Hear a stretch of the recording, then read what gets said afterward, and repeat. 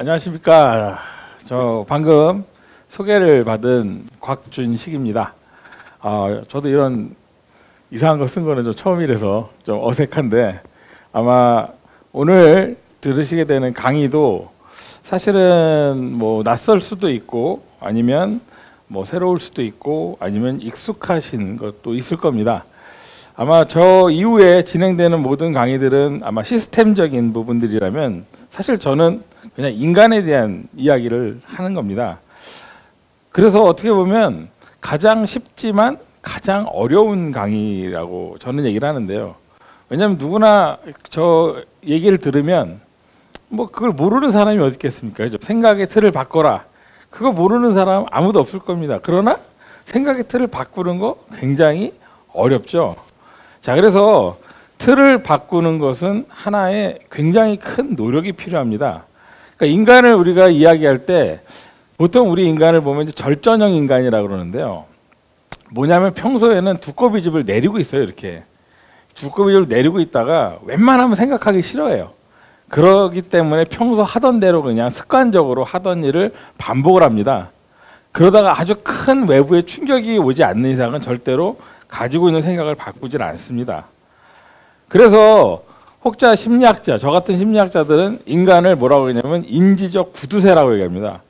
그래서 아시겠지만 회사에서 가장 누군가를 괴롭히고 싶을 때 제일 쉽게 할 수 있는 방법이 뭐겠습니까? 회의실에 붙잡아둬 놓고 아이디어 내. 그럼 사람들 죽어요. 그죠? 새로운 아이디어 나올 때까지 못 나가. 그럼 죽습니다. 왜? 평소에는 생각 잘 안 하거든요. 근데 갑자기 하라 그러니까 너무너무 힘든 거예요. 그래서 사실은 그러한 삶에 대해 인간의 어떤 생각의 틀, 이 부분을 어떻게 보면 바꿀 수 있는 하나의 이제 계기들이 마련되는데, 그 중에 하나가 이제 이런 행동경제학이라는 부분이 있습니다. 그러니까 즉 인간의 의사결정, 특히 불확실성하에서 이루어지는 인간의 의사결정은 어떠한 패턴들이 있을까에 대한 연구들이 진행이 되는데요. 자, 우리가 생각의 틀이라는 얘기를 계속 합니다. 틀을 바꿔라 뭐 얘기를 하는데, 자, 이 생각의 틀이 단순히 이게 틀을 바꾸는 게 어려운 게 아니고, 반대로 생각하면요, 틀 안에 유지하는 게 제일 편한 겁니다. 편하기 때문에 안 바꾸려고 하죠. 그래서 이 생각의 틀이라는 게 얼마나 무섭냐라는 얘기를 할 때 뭐 보통 이야기되는 사례가 두 가지 정도가 있습니다. 하나가 이제 냉동실에 갇힌 선원의 죽음, 이런 겁니다. 옛날에 1950년도에 컨테이너 선에서 화물을 내리고 어떤 사람이 이제 다 냉동창고에 있는 게 없어졌나, 다 잘 내려졌나 확인하러 들어간 사이에 모르는 사람이 다른 선원이 문을 잠가버린 거죠. 근데 이 사람이 안에 갇혀 있으니까 막 두들깁니다. 야, 나 여기 있어, 여기 있어, 열어. 근데 못 듣고 가고 배는 항구를 출발을 하죠. 그러니까 이 사람이 그 안에 갇혀가지고 쑥 봤더니 식량은 있어요. 근데 나는 갇혔으니까 어떡하지? 그래서 이제 죽는구나. 그러면서 어딘가를 보니까 요만한 철심 같은 게 있어서 빽빽한 그 천체에다가 글을 씁니다. 매일 일기를 써요. 오늘은 어땠다. 그러면서 오늘은 손이 마비가 되는 것 같다. 이제 코가 마비된다. 다리가 마비가 된다. 난 이제 점점 죽어간다. 이러면서 결국은 죽죠. 동사가 됩니다. 그리고 나서 배가 리스본에 도착을 했을 때 사람들이 이제 막 하고서 냉동실 창고를 열었더니 사람이 죽어 있어요. 깜짝 놀랐겠죠. 부검을 했더니 냉동, 그래서 소위 말하는 동사를 한 겁니다. 근데 재밌는 거는, 자, 냉동 있는 물건들을 다 내렸으니까 그 배에 냉동 장치를 작동을 했을까요? 안 했을까요? 안 했어요. 냉동실 안의 온도는 19도. 19도 안에 그렇게 있던데 사람은 죽었어요. 그것도 얼어서. 왜 그랬을까요? 사람이 생각을 하는 거죠. 이제 나 죽는구나. 얼어 죽는구나. 얼어 죽는구나. 그러니까 정말 얼어 죽었습니다. 옛날에 굉장히 잔인한 실험이 있었습니다. 사형수에게 넌 어차피 죽을 건데 세상을 위해서 한번 실험에 참가하고 죽어라. 그러면서 이야기를 합니다. 보통은 독극물을 투입해서 죽지만 너는 특별히 다른 식으로 죽일 거다. 어떻게 죽이느냐? 눈을 가립니다. 그리고 목에 상처를 내서 너의 피를 뽑아서 죽이겠다 라고 합니다. 그러면서 눈을 가리고 목에다가 작은 상처를 탁 내고 옆에서 물을 떨어뜨립니다. 물이 이렇게 싹 흐르죠. 그 사형수는 뭐라고 생각하겠습니까? 아, 피가 이제 떨어지는구나. 옆에서 물을 똑똑똑 떨어뜨립니다. 이 사람은 계속 그걸 듣죠. 6분 정도 지나서 이야기를 합니다. 이제 네 몸에서 피가 3분의 2 정도 빠져나갔다. 그러자 사형수가 스르르 눈을 감면서 죽었어요. 실제로 옆에서 떨어진 거는 그냥 물방울이었는데, 뭐냐, 생각이라는 게요, 그렇게 무서운 건데 사실은 바꾼다라는 거는 반대로 생각하면 생각을 바꾸잖아요. 그러면 그 힘이라는 것이 엄청날 수 있다는 거죠. 항상 생각이라는 것이 바뀌기만 하면 그 파워가 엄청남에도 불구하고 못 바꿉니다. 실제로 생각을 바꾸느냐, 생각의 틀에 갇히느냐는 사람의 목숨까지도 관련이 하죠. 예전에 영국의 물리학회에서 이러한 실험을 합니다. 사람들에게 사진을 보여줍니다. 아무 정보도 없이 사진만 보여주고서 이야기를 해요. 자, 여러분들, 이 안에 있는 인물들 중에서 물리학자가 누굴 것 같습니까? 라고 실험을 합니다. 자, 여기서부터 1번, 2번, 3번, 4번, 5번, 6번, 7번입니다. 자, 잘 보십시오. 자, 여러분들한테 한번 물어보겠습니다. 자, 사진만 보고, 자, 나는 물리학자가 누구인 것 같다 라고 한번 그냥 편안한 마음으로 손을 들어 보십시오. 자, 내가 보기에는 1번, 이쪽에 있는 1번이 왼쪽에 있는 이 사람이 물리학자일 것 같다. 자, 2번, 두 번째 사람이 물리학자일 것 같다. 자, 세 번째, 자, 3번, 나는 3번이 물리학자일 것 같다. 자, 한번 손을 번쩍 들어 보십시오. 예. 자, 그다음에 4번이 나는 물리학자일 것 같다. 자, 5번이 물리학자일 것 같다. 자, 6번이 물리학자일 것 같다. 자, 7번이 물리학자일 것 같다. 예? 내가 거짓말하고 있는 것 같다. 여긴 없다. 자, 다시 제일 많은 겁니다. 3번을 손 드신 분 한번 손 들어 보십시오. 3번. 쭉.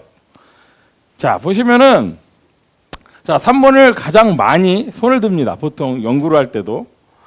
물리학자에 대한 것을 이야기를 할 때 실제로는 이 사람이 물리학자라고 합니다. 그게 뭐가 중요하지?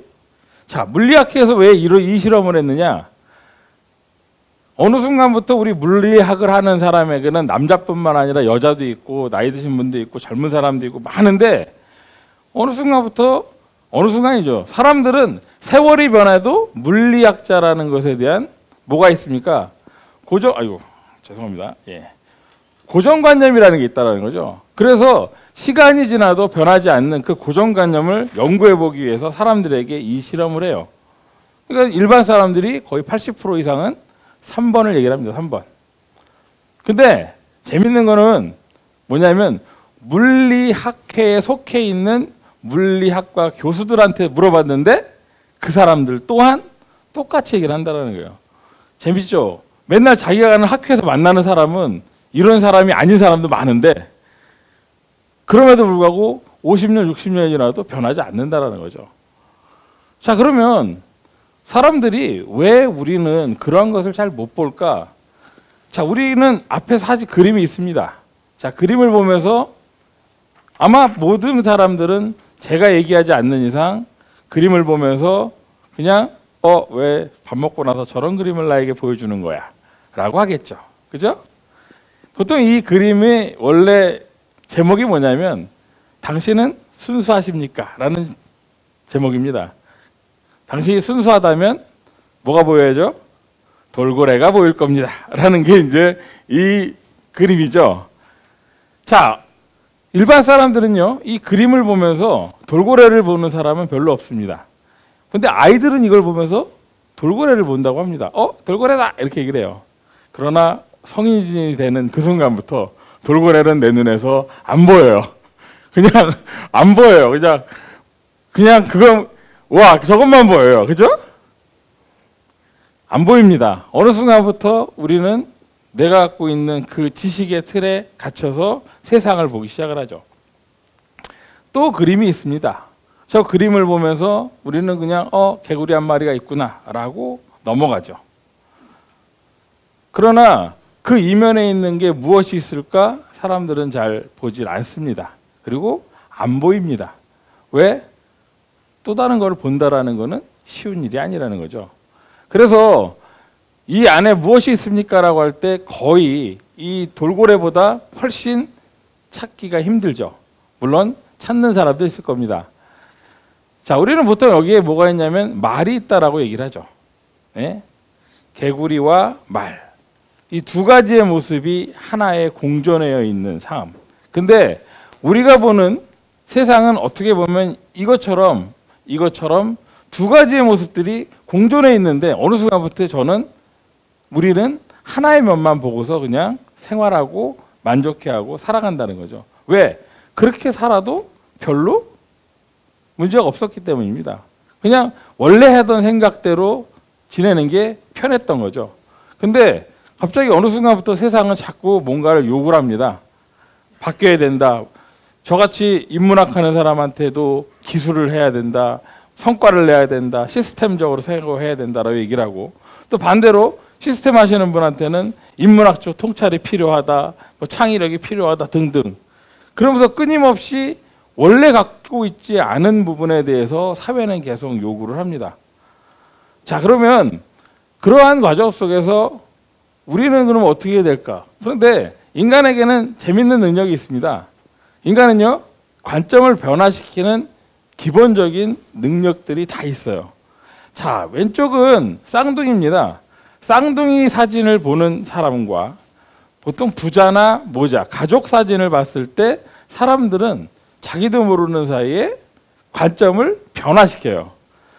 요즘 뭐 슈퍼맨이 돌아왔다 보면 이제 막 삼쌍둥이 나오고 막 하잖아요. 사람들은 쌍둥이 보면은 뭐를 중심으로 볼까요?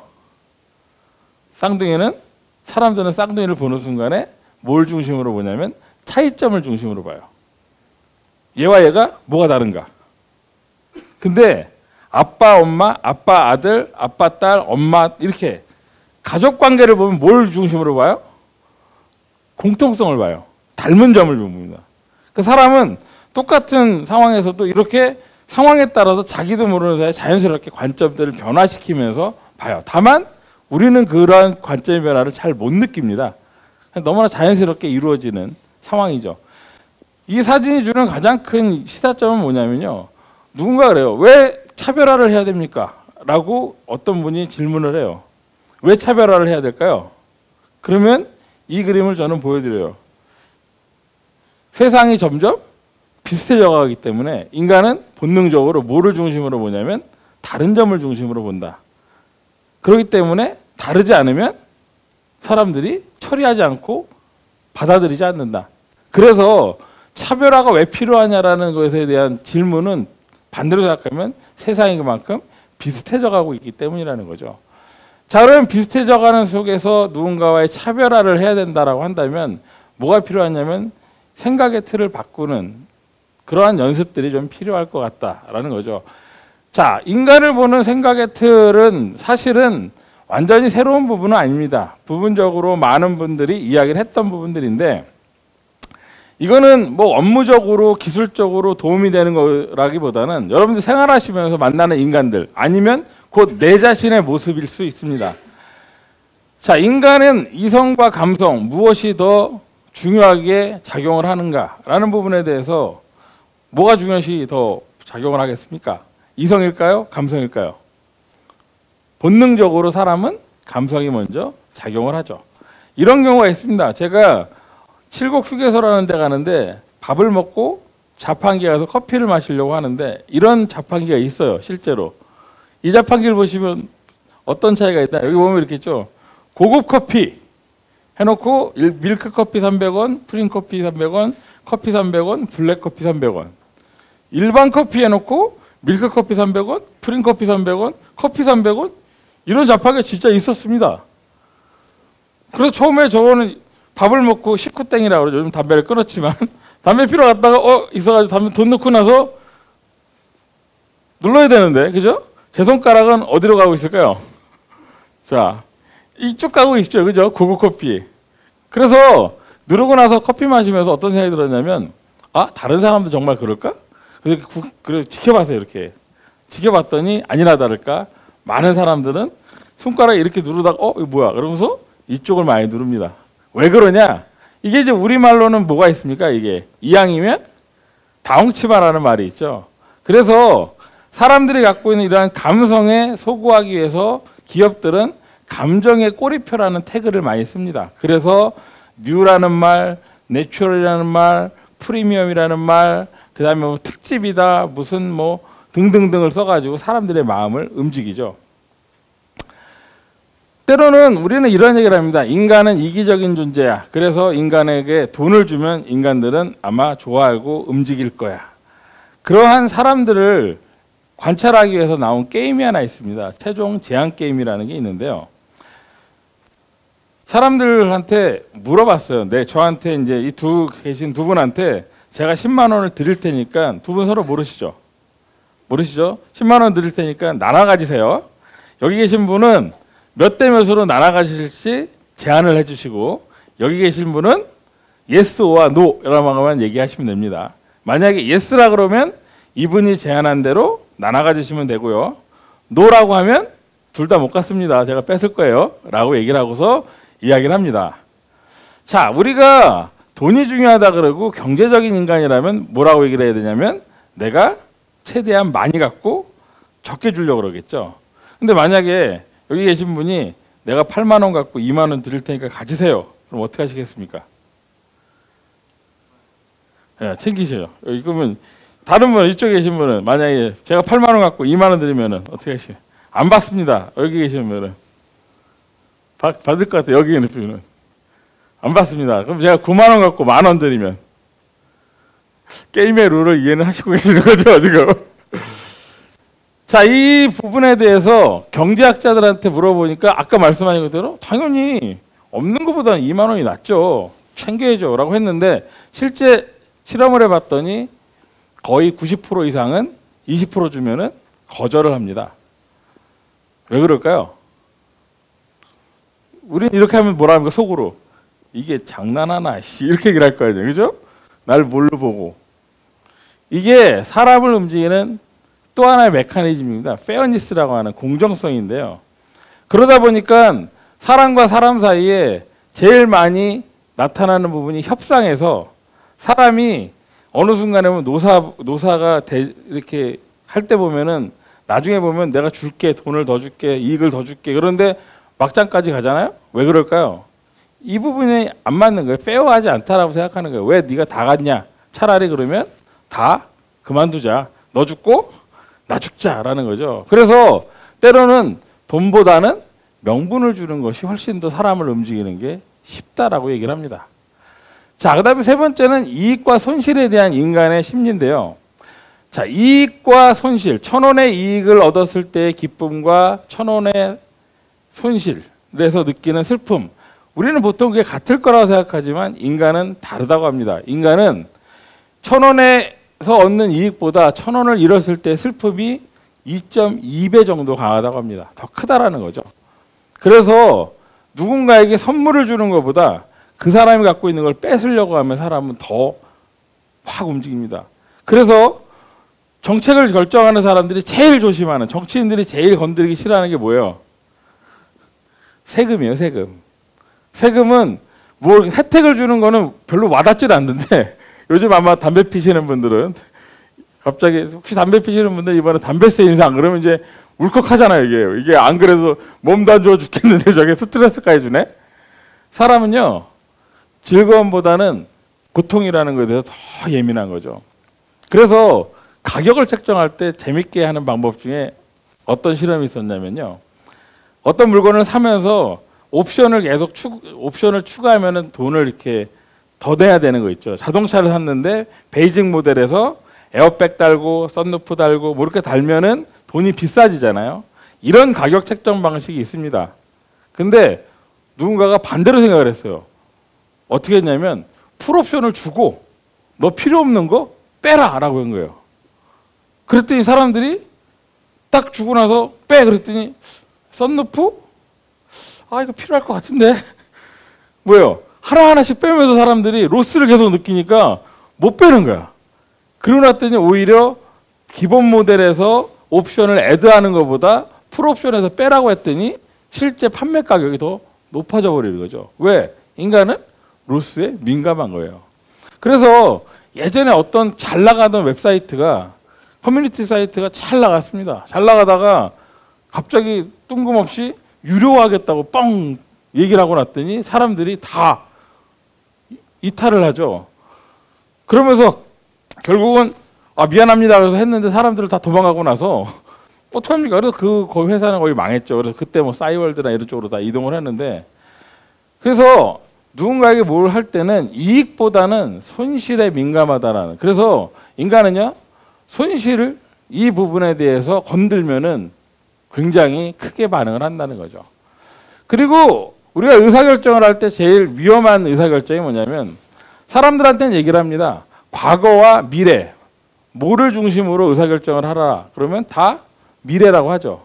그러나 사람은요 본능적으로 이 썬크 코스트 효과라는 게 있습니다. 즉 과거를 못 벗어나는 효과가 있어요.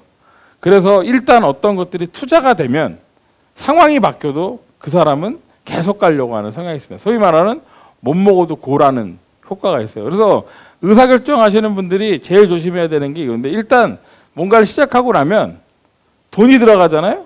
그러고 나면 주변에서 그만두라 그래도 계속해요. 그러다 결국은 더 많은 걸 까먹고 끝내는 실패하는 경우들이 많습니다. 그래서 함부로 땅 파거나 이러면 안 돼요. 그냥 막. 그래서 콩코드 비행기를 아시죠? 콩코드 비행기가 성공했을까요? 실패했을까요? 지금 주변에 안 보이잖아요. 그죠? 왜 콩코드 비행기가 안 보일까요? 콩코드 비행기는요 만들 때부터 수익이 안 난다고 많은 사람들이 만들지 말라 그랬습니다. 왜냐? 콩코드 비행기는 마하로 날아가야 돼요. 그죠? 마하로 날아가려고 그러면 승객을 많이 태울 수 있습니까? 없습니까? 못 태워요. 그러면 비용은 많이 드는데 사람이 적다. 유일한 방법은 뭐냐? 비용을 비싸게 해야 돼요. 근데 그 정도 비용을 비싸게 들이고서 갈 사람은 많지 않다라는 거죠.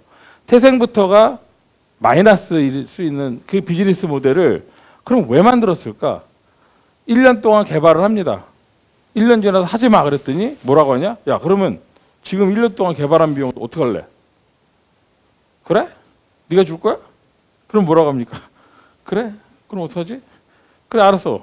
잘해봐. 그리고 또 투자를 하죠. 그리고 결국은 요만큼이면 되는 거를 더 많은 비용을 가지고 까먹습니다. 그래서 실제로 많은 기업들이 이 썬크 코스트라는 것 때문에 더 큰 손해를 보는 경우들이 많죠. 그래서 이러한 행동경제학에서는 제로 베이스적 사고를 계속 유도를 합니다. 자, 은행에서 대출을 할 때 원래 1차에 대출을 해준, 1차 대출을 심사해준 사람을 2차 대출할 때는 절대로 들어가지 못하게 해요. 왜냐? 1차에 자기가 대출 허락을 해줬기 때문에 추가 대출을 해달라 그러면 어떻게 하느냐? 대부분 사람들은 또 해줘요. 안 되는 줄 알면서 왜 그랬을까? 이러면서 계속해요. 그러다가 나중에 보면 확 부실이 돼가지고 망해버리죠. 과거에 대한 망령이 계속 삽니다. 인간은 그럴 수밖에 없죠. 그리고 우리가 이런 얘기를 많이 합니다.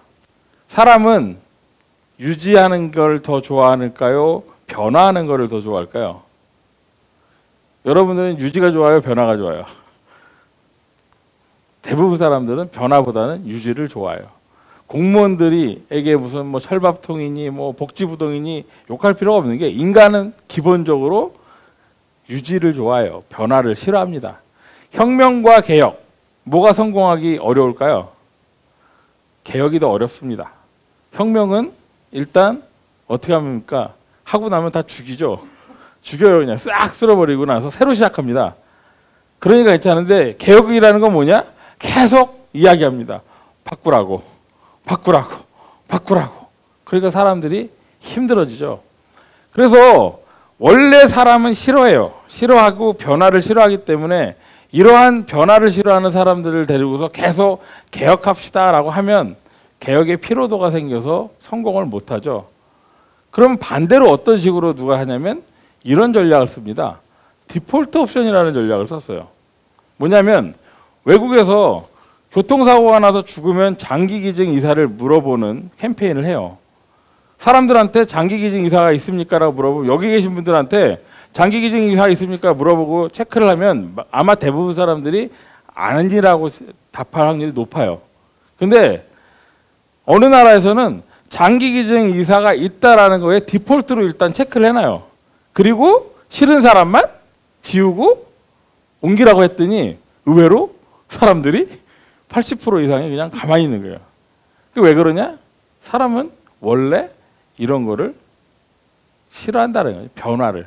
그래서 때로는 기업에서 어떤 전략을 짤 때 자꾸 뭔가를 하려고 하기보다는 디폴트를 어떻게 만들어주느냐를 잘해주는 것도 좋습니다. 그래서 제가 이제 이 얘기를 이제 후배들한테 얘기를 해줬더니 그 후배가 대학생들 이제 모임인데 갑자기 이 얘기를 딱 듣고 나더니 깨달음을 얻어가지고 갑자기 다 끝나고 나서 학생들한테 자기 이제 그 동아리 회원들한테 이렇게 얘기를 하더라고요. 야, 오늘 디풀이 있는 거 알지? 자, 디풀이 안 갈 사람 손 들어봐. 이렇게 얘기를 한 거예요. 보통은 우리가 뭐라 해요? 디풀이 갈 사람 손 들어봐 그러면 이만큼밖에 안 되는데 디풀이 안 갈 사람 손 들어봐 그랬더니 갑자기 애들이 별로 손 드는 애들이 별로 없어요. 그게 뭐냐? 사람은 그냥 뭐가 뭔지 가만히 있다가 디폴트를 어떻게 정해주느냐에 따라서 움직이는, 어떻게 보면 굉장히 단순한 거죠. 그래서 누군가에게 있잖아요. 사람을 만나서 자꾸 설득을 하려고 하는 거는 때로는 반발을 많이 일으킨다고 합니다. 인간에게 가장 큰 장점은 바로 요거거든요. 뭐냐면 공감 능력이라는 게 인간에게는 기본적으로 있다고 합니다. 공감 능력, 누군가와 공감을 잘할 수 있는 능력, 여러분들도 키우고 싶잖아요. 그죠? 공감 능력을 키우는 방법에 가장 많이 쓰는 전략은 이 거울 뉴런을 활용하는 겁니다. 거울 뉴런이라는 건 이렇게 누구나 얘기하잖아요. 이분이 지금 강의할 때 이러고 있거든요. 저도 모르게 이렇게 하잖아요. 따라 하잖아요. 소위 말하면 미미크라이라고 하는데 모방을 계속하면은 사람은 자기도 모르는 사이에 상대방에 대해서 친숙함을 느낀다고 합니다. 그래서 누군가랑 만날 때 계속 이렇게 맞장구 쳐주고 그렇지 끄덕끄덕 거려주고 지금 제가 강의하는데 이러고 있는 것보다는 그냥 이렇게 하는 게 더 좋다라는 겁니다. 그래서 학생들한테도 얘기를 하죠. 그냥 들을 때 가만히 있지 말고 그냥 습관적으로 고개를 끄덕여라. 그러면 내가 기분이 좋단다라고 하는데 거울 누련이라는 게 있어가지고 실제로 영업을 잘하는 사람과 그렇지 못한 사람의 차이는요.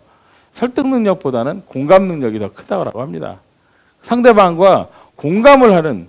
그래서 제가 어저께 그 KTNG 분하고 식사를 했는데 KTNG에서 최근에 나온 그 인삼 제품 중에 재밌는 게 있더라고요. 무슨 골프 관련된 제품이 있는데 혹시 아시나요? 이렇게 광고를 열심히 하려니까 안 해가지고 그거는 그 홍삼인데 이게 골프장에서 하는 건데 그 동그란 통이 있는데요. 그 짜먹는 그 인삼인데 그 통을 열면 거기에 1번, 2번, 3번, 4번이 있고 번호가 없는 게 있어요. 그래서 1번, 2번, 3번, 4번이 뭐예요? 그러니까 골프장 간 사람들끼리 보통 4명이서 한 팀을 이루죠. 그러면 이렇게 뽑는 거예요. 이렇게 딱 뽑으면은 홍삼에 뭐라고 적혀 있냐면 1번 뭐 해저드 1벌타 뭐라 그래야 돼? 1벌타 뭐 혜택 이런 거예요. 그러니까 1벌타 안 주고서 그래서 1번, 2번, 4번이 뽑아요. 그걸 뽑아가지고 먹으면서 자기가 갖는 소위 말하는 복불복 같은 게임을 해요. 그래서 번호가 없는 게 있더라고요.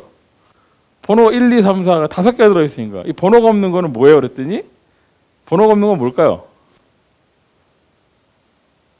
그렇습니다. 캐디 하시는 분한테 드리는. 그래서 이걸 개발한 사람이 아마 그 골프를 좋아했던 분인 것 같아요.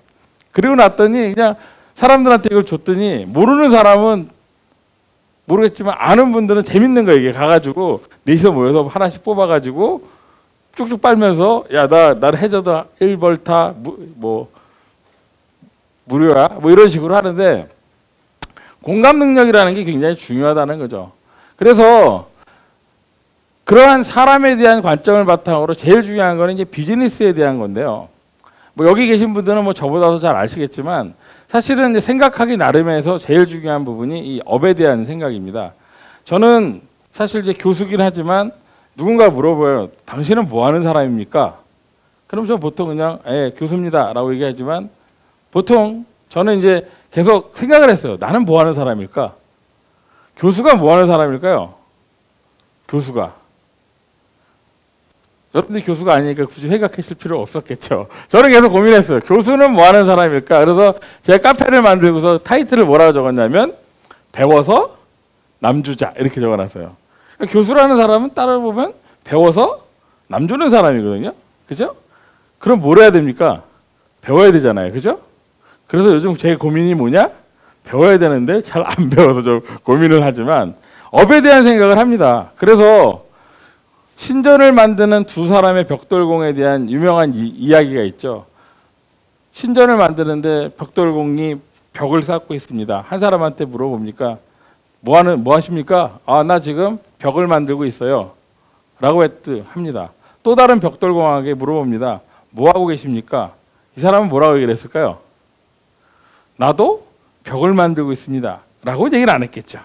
이 사람은 뭐라고 얘기를 했었냐면 저는 지금 신의 보금자리를 만들고 있습니다. 라고 얘기를 했다는 거죠. 사실은 아무것도 아닌 이 작은 차이가 이 두 사람의 인생을 바꿔놓은 거죠.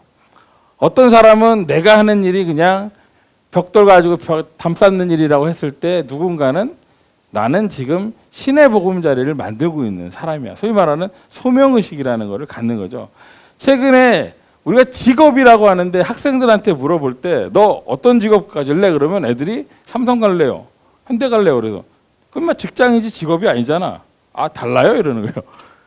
직장이 아니고 직업을 얘기를 해야 되는데 어느 순간부터 나도 모르는 사이에 업에 대한 개념들을 그냥 놓고 있죠. 그래서 사실은 생각을 틀을 바꿀 때 어떤 업무를 할 때 업에 대한 부분이 되게 중요합니다. 그래서 사실은 나를 보험 아줌마로 생각하느냐 라이프 컨설턴트로 생각하느냐에 따라 다르죠.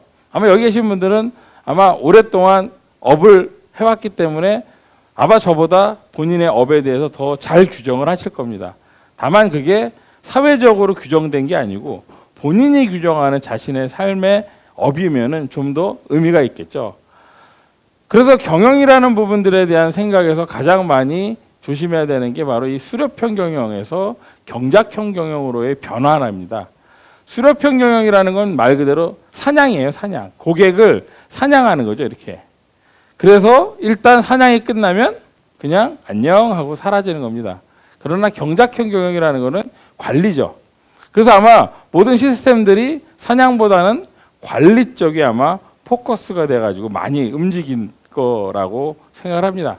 사실은 이 311 법칙이라는 거는 결국은 경작이냐 수렵이냐에 따라서 나타나는 하나의 법칙인데 쉽게 얘기하면 좋은 소문은 3명한테 퍼진다고 합니다. 그러나 나쁜 소문은 11명한테 퍼진다. 사람은 칭찬보다는 싫은 거. 왜? 아까 뭐라 했습니까? 사람은 이익보다는 로스에 민감하기 때문에 일단 자기가 불만을 느끼면은요. 그걸 어떻게 하든지 풀어야 되기 때문에 칭찬하는 것보다는 불만을 하는데 더 사람들은 잘하죠. 그래서 제일 중요한 거는 이제 영업에 대한 생각이 바뀌고 있다라는 거죠. 저같이 마케팅을 하는 사람들은 옛날에 이제 메이크 앤 셀이라는 그 모토가 있었습니다. 메이크 앤 셀. 그러나 지금은 센스 앤 리스판스로 바뀌어야 된다고 얘기를 합니다. 자, 메이크 앤 셀이라는 게 뭐겠습니까? 그냥 말 그대로 메이크, 만들고 앤 셀, 팔아라는 거죠. 만들었으니까 팔아라 하는 게 옛날에 영업이었죠. 소위 말하는 세일즈. 센스 앤 리스판스는 사실 영어는 다르지만 우리말로는 좀 비슷합니다. 센스 앤 리스판스라는 건 뭐냐면 센스라는 게 뭐겠습니까? 고객이 원하는 것을 빨리 뭐 해야 되냐면 캐치하라는 거죠. 센스한 다음에 그리고 와서 빨리 리스판스라는 겁니다. 자, 그러면 메이크 앤 셀이라는 것이 만들었으니까 팔아라라는 마인드였다면 센스 앤 리스판스는 팔릴 만한 물건을 만들어라는 얘기입니다. 그 단어를 앞뒤로만 바꿨을 뿐인데 느낌이 확 달라지죠. 만들었으니까 팔아라, 팔릴 만한 물건을 만들어라. 결국 이 생각의 차이가 경쟁력의 차이로 나타나게 되는 겁니다. 결국은 기업에서 어느 순간에 도태되는 기업들은 여전히 메이크 앤 셀이라는 생각에서 벗어나지 못하고 있다면 이 능력이 뛰어난 사람 기업들이 지금은 지배를 하고 있는 상황이죠. 그래서 결국 생각의 틀, 소위 말하는 비즈니스라는 부분에서 생각의 틀에서 제일 중요한 거는 바로 생산자적 관점에서 소비자적 관점으로의 전환인데요. 예전에 꽤 오래전이었을 겁니다. 제가 2002년인가 우리나라에 요즘은 이제 그 이부제라고 했지만 옛날에 홀짝제라는 게 있었어요. 그죠? 홀짝제를 시행을 했어요. 중요한 날이라서 홀짝제를 시행을 하는데 제가 이제 차를 가지고 가야 되는데 딱 차를 갔는데 궁금한 게 하나 생겼어요. 이게 뭐냐면 홀수날 홀수차가 가야 되나 짝수차가 가야 되나 그게 궁금한 거예요. 갑자기. 근데 지금처럼 스마트폰이 없으니까 홀수날은 홀수차가 가야 되는 거 아닌가? 어떻게 생각하십니까? 홀수날에는 홀수차가 가야 될까요? 짝수차가 가야 될까요? 자, 홀수차가 가야 된다고 생각하시는 분, 짝수차가 가야 된다고 생각하시는 분, 헷갈리죠? 그죠? 사실은 홀짝제 초기에는, 지금은 바뀌었는데 홀짝제 초기에는 홀수날은 홀수차가 못 가고 짝수날은 짝수차가 못 가는 거예요. 사실은 우리가 보통 뭔가를 뽑으면은 아싸 좋아 이래야 되는데 뽑히면은 피해를 보는 입장이 되죠. 근데 제가 그걸 보고 나서 되게 왜 제도를 이렇게 만들었지? 그냥 그게 되게 궁금해서요. 홀수날 홀수차가 가고 짝수날 짝수차가 가면 되는데 그걸 왜 반대로 만든 거지? 라고 했더니 가만히 생각해 보니까 이걸 만든 사람은 누군가를 보면 정부에서 만들었을 거 아니에요. 그죠? 그 사람들은 이 제도를 왜 만들었을까? 차량을 통제하기 위해서 만든 거잖아요. 그러니까 이 사람은 통제적 관점에서 보니까 홀수날은 홀수차를 못 가게 하고 짝수날은 짝수차를 못 가게 해야지라고 했지만 나는 뭐냐? 유저죠, 유저. 유저니까 헷갈리는 거예요. 이런 것도 있었죠. 요즘 이제 지하철 가면 전동차 들어올 때 요즘 이제 이렇게 방송 안 하지만 옛날에는 이렇게 방송을 했습니다. 띵띵띵띵띵 다음 열차는 신도림행 열차입니다. 승객 여러분께서는 노란선 밖으로 물러나 주시기 바랍니다. 이렇게 이제 땡땡땡땡 나옵니다. 근데 노란선 밖으로 물러나라는데 한국 사람들 참 말을 안 들어. 그죠? 노란선 밖으로 물러나라 그러는데 승객들이 어떻게 합니까? 자꾸 노란색 안쪽으로 들어가죠. 나는 분명히 노란색 안에 있기 때문에 밖으로 나가라 그러면 어떻게 됩니까? 철로로 뛰어들어야 되는 얘기인데 안 뛰어들어요. 왜? 추우니까. 근데 더 웃긴 거는 왜 그런 방송이 몇 년 동안 아무런 의심도 안 받고서 됐냐라는 거죠. 그 방송을 누가 만들었습니까? 누구 관점에서 만들었습니까? 전동차 운전하시는 분 관점에서 만든 거예요. 그러니까 내가 가니까 노란선이 있고 승객들이 있으니까 위험하니까 당연히 노란선 밖으로 물러나 주십시오라고 얘기를 했던 거고 나는 노란선 안에 있으니까 이 사람이 왜 이런 얘기를 하지? 라고 하면서도 당연히 설마 이쪽으로 가라는 건 아니겠지라고 들어왔겠죠. 뭐냐? 나도 모르는 사이에 자꾸 생산자적 관점으로 이야기를 한다라는 거죠. 그래서 자존심 상하는 일들이 많았어요. 현금 지급기라는 것도 지금은 바뀌었지만 은행 가서 현금 지급기에서 돈을 찾습니다. 누구 돈을 찾냐? 내 돈을 찾아요. 근데 네가 뭔데 지급하고 말고 할 거야. 그죠? 옛날에는 그냥 당연히 지급하는 거라고 생각을 했겠죠. 지금 이거를 어떻게 바뀌었습니까? 인출기로 바뀌었죠. 왜? 내 돈이니까 집어넣고 넣는 거예요. 버스 정류장 참 자존심 상하는 단어죠. 누가 주체입니까? 버스 정류장. 버스가 주체예요. 버스가 가고 서는 곳. 손님이 주체가 아니죠. 손님 입장에서는 뭐 하는 곳입니까? 여기는 버스를 타고 내리는 곳이죠. 버스 승강장입니다. 식당 가면 얘기를 하죠. 뭐 드릴까요? 그러나 그래서는 안 된다라는 거죠. 뭐라고 얘기를 하냐면 무엇을 드시겠습니까? 라고 하는 게 맞다라는 거죠. 생각의 차이가 결국은 작은 차이지만 소비자들과 멀어지느냐 가까워지느냐의 하나의 큰 기준입니다. 그래서 마지막으로 말씀을 드리겠는데 원래 톨스토이가 이런 얘기를 했습니다. 누구나 세상을 변화시키려고 하지만 정작 자신이 변하겠다고 하는 사람은 없다. 우리 인간에 대한 얘기입니다. 생각의 틀 바꿔라! 라고 하지만 정작 내가 바꿀 생각은 별로 없습니다. 그래서 어떻게 하든지 그러한 훈련들을 하는 건데 이런 질문이 있죠. 왜 바꿔야 됩니까?에 대한 하나의 답인데 수학 연산책을 이용해서 1이라는 숫자를 가지고서 숫자 4개로 만들 수 있는 가장 큰 수가 뭐냐라고 질문을 하면은 사람들이 대부분 뭐 1 더하기 1 더하기 1 더하기 1은 4, 뭐 11 더하기 11은 22, 111 더하기 1은 112, 11 곱하기 11은 121. 그리고 하다 보니까 제일 큰 수가 뭐냐? 그냥 1111 이렇게 대부분 사람들은 생각하고 멈춥니다. 혹시 여기 아이디어 있으신 분? 이거보다 더 큰 숫자. 더 큰 숫자. 예, 어느 분이 저 멀리서 수군하셨습니다. 그분은 아마 생각이 다른 분이겠죠. 바로 11의 11승. 그렇게 되면 얼마나 되냐면 거의 2853억이 넘는 숫자입니다. 생각을 바꾼다라는 거는 1111을 볼 거냐 2853이라는 숫자를 볼 거냐의 문제입니다. 물론 앞서 말한 것처럼 인간은 생각하기 싫어하기 때문에 아마 쉽지는 않겠죠. 그러나 생각의 틀을 바꾼다라는 것은 단순히 관점을 바꾼다라는 이유 떠나서 내가 볼 수 있는 세상의 넓이가 그만큼 달라진다라는 것에 대한 하나의 이유가 될 수 있을 것입니다. 그래서 뭐 40분이라는 시간이 딱 주어졌기 때문에 그냥 딱 40분이라는 시간에 맞춰서 전체적인 내용은 구성이 되었고 여기서 저희 강의는 마치도록 하겠습니다.